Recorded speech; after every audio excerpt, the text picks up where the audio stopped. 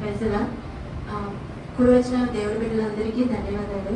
And నన్ను సాక్షిగా నిలబెట్టిన దేవుడికి కృతజ్ఞతాస్తుతులు చెల్లించుకుంటాను. ఈ ఇయర్లో నేను ఎప్పుడు సాక్ష్యం పంచుకోలేదు. కాకపోతే నా దేవుడు చేసిన చాలా మేలులు ఉన్నాయి. అందులో మెయిన్ ఇంపార్టెంట్ మాత్రమే చెప్తాను. అందులో ఏంటంటే నేను అన్య కుటుంబంలో నుంచి రక్షించబడ్డాను. మా ఇంట్లో ఎవరికి జీసస్ తెలియదు. అంటే నేను నమ్ముకున్నప్పుడే తిట్టారు. అటువంటిది మా అమ్మగారిని మార్చారు. మా బ్రదర్ కూడా దేవుడిని నమ్ముకున్నానని నాకు ఫోన్ చేసి చెప్పారు. నేను దేవుడిని నమ్ముతున్నాను అన్నారు. అందుకు స్తోత్రం. మా మమ్మీ నేను మొన్న ఇంటికి వెళ్ళినప్పుడు మా మమ్మీ ఒకటే చెప్పింది, చర్చికి వెళ్ళాలంటే ఎలా వెళ్ళాలి, ఐ మీన్ ఎలా ప్రార్థన చేసుకోవాలి, పాస్టర్ గారిని ఏదన్నా అడిగితే చేస్తారా అని అడిగింది.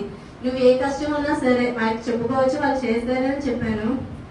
నేను ఇంటికి వెళ్ళిన ప్రతిసారి నా ముందే కూర్చొని పటాలు ఉంటాయి కదా, దేవుడి పటాలు, అవి పూజలు చేస్తూ ఉండేది. నేను చూస్తూ ఉండేదాన్ని. ఒక్క రోజు అనుకున్నాను, నేను వచ్చిన రోజు మాత్రం ఈ పటాలు కనీసం కనిపించకుండా ఉండేలా చేయలేవు, కొన్ని రోజులైనా కనీసం అని అనుకున్నాను.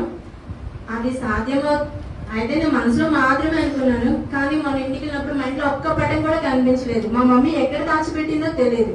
కాకపోతే మా మమ్మీ దేవుడిని బాగా నమ్ముతుంది. అటువంటిది మా అమ్మ ఒక్క దేవుడి పటం కూడా లేకుండా చేయడం అంటే అది అసాధ్యమే కాదు, కానీ దేవుడికి మాత్రమే సాధ్యమైంది. మా బ్రదర్ విషయంలో ఏం జరిగిందంటే, మా బ్రదర్కి హెల్త్ ఇష్యూ ఏ ప్రాబ్లం లేదు, కానీ ఏదో పెద్ద అనారోగ్యం వచ్చిందని ఫీల్ అయిపోయి చాలా బాధపడి సిక్ అయిపోయాడు. ఎంతగా అయిపోయాడంటే చాలా ఇక నేను చనిపోతానేమో అన్న స్థితికి వచ్చారు. ఆ రోజు నాకు ఫోన్ చేసి చెప్పారు, మా అమ్మనే నాన్న నువ్వే బాగా చూసుకోవాలి అని ఇలా చెప్తుంటే నాకు భయం వేసి ప్రేయర్ చేసుకునేదాన్ని. ఒకరోజు మా బ్రదర్ నా దగ్గరికి వచ్చారు. మాట్లాడుతుంటే ఏమనుకోకుండా నాతో చర్చికి వస్తావా అని అడిగాను. సరే, అప్పటికి నాకు హెల్త్ కొంచెం వీక్ గానే ఉన్నాను, అయినా దేవుడు నడిపించారు. ఆ రోజు మా బ్రదర్ అన్నారు, నేనేం చెప్పుకున్నా దేవుడు వింటాడా అని. నువ్వేం చెప్పుకున్నా వింటారా నేను, అయితే నువ్వు ప్రేయర్ చేసుకో, కాకపోతే చాలా దూరంగా చేసుకో, నాతో ఉండొద్దు, నా పక్కనైతే కూర్చోవద్దు, నేను ప్రేయర్ చేసుకున్నాడు, నువ్వు చాలా దూరంగా ప్రేయర్ చేసుకో అంటే ఈ సంఘానికి తెలియదు, వేరే సంఘానికి వెళ్ళాను. ఆ రోజు చర్చి లేదు. అయితే దూరంగా కూర్చొని ప్రేయర్ చేసుకున్నాను. నేను ప్రేయర్ చేసుకునేటప్పటికి నా వెనక వచ్చి కూర్చొని నా ప్రేయర్ మొత్తం వింటూ తను కూడా ప్రేయర్లో ఏకీభవిస్తూ ఏడుస్తూ ఉన్నాడు. నేను చూసి షాక్ అయిపోయాను. అలాగే నేను మళ్ళీ ఇంకా సరే ఇంటికి వెళ్ళిపోదాంలే అంటే మళ్ళీ చివరికి వచ్చాక నాకు ఒక ప్రేరేపణ వచ్చింది, అన్నీ చెప్పుకున్నావా అని అడుగు అని. సరే అడిగాను, అన్నీ చెప్పుకున్నావా అని. కొన్ని మరచిపోయాను అన్నాడు. సరే వెళ్ళు, నేను వెయిట్ చేస్తాను, నువ్వు ప్రేయర్ చేసుకొని రా అన్నాడు. దేవుడు 2 times నడిపించారు. ఇప్పుడు ప్రతిరోజు ప్రేయర్ చేస్తున్నాడు. తను నాకు ఫోన్ చేసి తను ఏమన్నారంటే, నేను ప్రభువుని నమ్ముకున్నాను అన్నాడు. మా మమ్మీ ఎప్పుడు బుక్ చదవదు, అసలు బైబుల్ అంటేనే ఇంట్లో నేనే దొంగచాటుగా రాత్రి కూడా కప్పడ కప్పుకొని బైబుల్ చదువుకునేదాన్ని నా రూమ్ లో.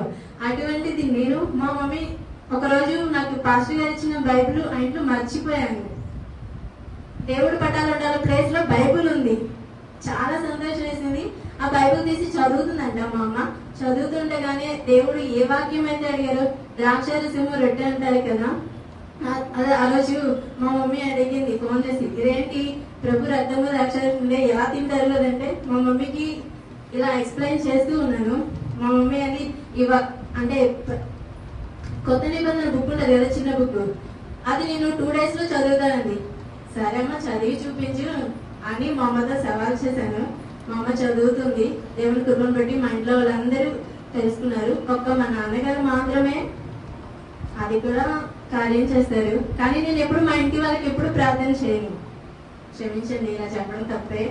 కాకపోతే ఎవరు నన్ను ప్రేయర్ రిక్వెస్ట్ అడిగినా చేసేదాన్ని.